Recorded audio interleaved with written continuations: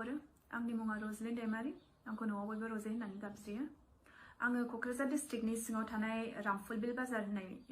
जायगायाव जोनोम जानायमोन आंना दा हाबा जाखांनानै आङो इटालियाव थायो इटालिनि लम्बार्डी होननाय मोनसे रिजन बा जायखौ इन्डियानि हिसाबै स्टेटखौनो होननो हायो दा बे लम्बार्डी होननाय स्टेटनि सिङाव थानाय क'मो होननाय जायगायाव आङो थायो आंना न'आ बाहायनो साख्रियाबो बाहायनो नालाय दा जोंथ' मिथिगौ दिनै सिचुवेशना माबायदि जानानै दङ कर'ना भाइरासनि थाखाय कर'ना भाइरासआ बे कभिड-19 जाजेनदोंमोन चाइनायाव बिनिफ्राय बियो आलदा आलदा देशफ्राव स्प्रेड जादों बा एसे इनफरमेशन आंनि बेहाय थानाय माबायदि थादों आङो लकडाउनाव माबायदि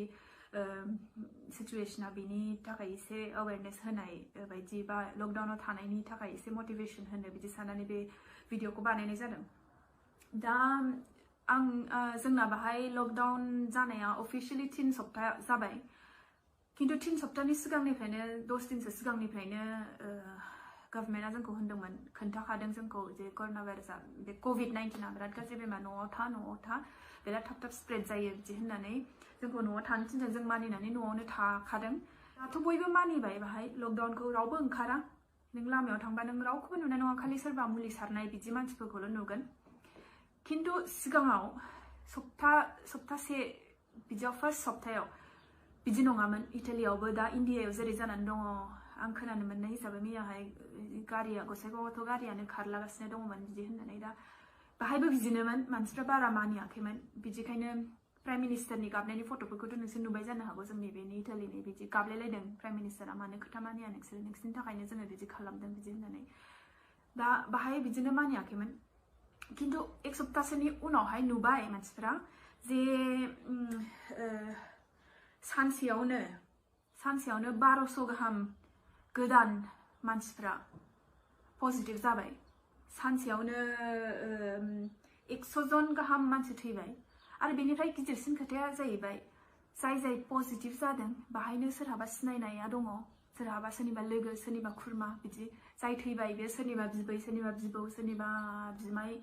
बेबायदि जाजेनबाय होमबासो मानसिफ्रा बागदावनाया फैबाय मानसिफोरनाव दा बेखौनो एक्सेप्ट खालामनानै लाबाय आलदा देशफ्रा जे बेनि थाखाय मुलि गैया ओंखायनो बेना बेस्ट एन्ड अनलि अपसनानो जाहैबाय लकडाउन प्रिभेन्शन थ्रु कनफाइनमेन्ट बेनो जाहैबाय स्प्रेडखौ बन्द खालामनाय जायनाव जाबाय बेनावल' जाथोंसै बे हामबाथाय थिग जाबाय किन्तु बेनिफ्राय आलदा मानसिनाव बारस्लायनाङा बिदि होननानै बे प्रिकसनारि मेजरानो जाहैबाय लकडाउन न'आव था दा बिदि अर्गानाइज्ड हिसाबै माव खामानिखौ ओमफ्राय आरो मोनसे बिराद इम्पर्टेन्ट खोथाया जाहैबाय 1 मिटार डिस्टेन्सखौ मेनटेन खालामथार बिदिनो होबोबा जेन'बा एसे गोजाननिफ्राय होबो बेबायदि खालाम आरो बे दुखुनांथाव खोथा दा जोंहा मेरलाहानो न'खराव बोराय बुरि दङ जानो हागौ बिबै बिबौ बा बिमा बिफा जाय गामियाव आलदा थायो बिसोरखौ नायनो लुबैयो बोथोर मोजाङावनो नायखायो आरो दाथ' बोथोर गाज्रि नायसिनो लुबैसिनो दा बिसोरनि थाखाय आंना खालि मोनसेल' मेसेज दं जेखौ आं आंनि बिमाखौबो होनदों आंनि बिमाहा बिफा दङ बोराय 85 प्लास जागोन जायखौ बियो गामियाव नायो बोथोर मोजांबाबो नायो दा दिनै बियो नायनो लुबैब्ला जाग्रा हैनो गोसो जायोबा है किन्तु एसे गोजाननिफ्रायनो हो दांनाङा नों आथिं हमनानै बिफा हिसाबै आथिं हमनानै खुलुमनानै फैनो गोसो जाबाबो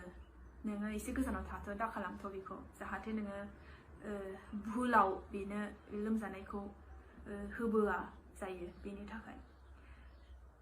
दिनै एसे गोजान थालायथ'दिनि जाहाथे जोङो 1 मासनि उनाव